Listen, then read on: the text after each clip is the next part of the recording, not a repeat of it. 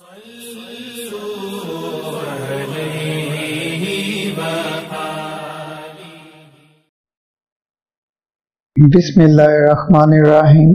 सही बुखारी हदीस नंबर 227।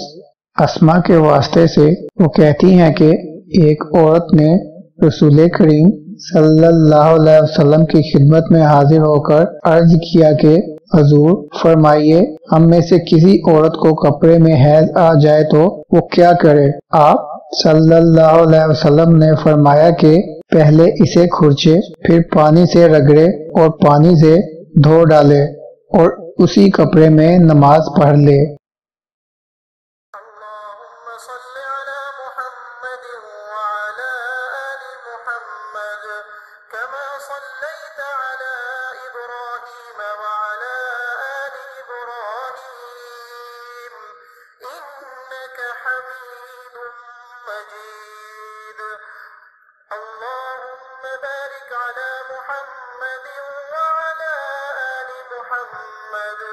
كما باركت على إبراهيم